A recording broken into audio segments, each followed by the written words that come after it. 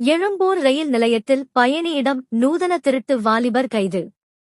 சென்னை எழும்பூர் ரயில் நிலையத்தில் கடந்த ஏப்ரல் 10 தேதி ஸ்ரீதர் என்பவர் ராமேஸ்வரம் செல்வதற்காக எக்ஸ்பிரஸ் ரயில் ஒன்றின் முதலாம் வகுப்பு குளிர்சாத பெட்டியில் அமர்ந்து இருந்தார். அப்போது அங்கு வந்த வாலிபர் ஒருவர், நான் ஆன்லைனில் உணவு ஆர்டர் செய்துள்ளேன். ஆனால் அதற்கான பணம் என்னிடம் இல்லை. நீங்கள் ஜிபே மூலம் பணம் கொடுத்தால் நான் திருப்பி கொடுத்து விடுவேன் என கூறியுள்ளார். இதனை நம்பிய ஸ்ரீதர் ஆன்லைன் மூலம் அந்த நபருக்கு 1000 ரூபாய் அனுப்பியுள்ளார்.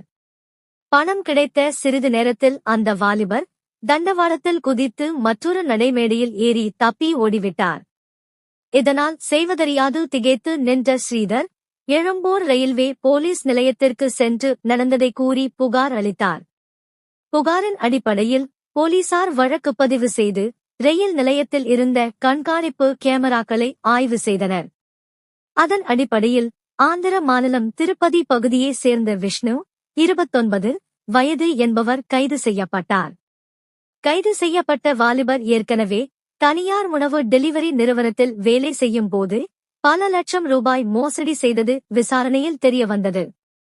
இதனையடுத்து விஷ்ணுவை கோர்ட்டு உத்தரவின் பேரில் போலீசார் சிறையில் அடைத்தனர்.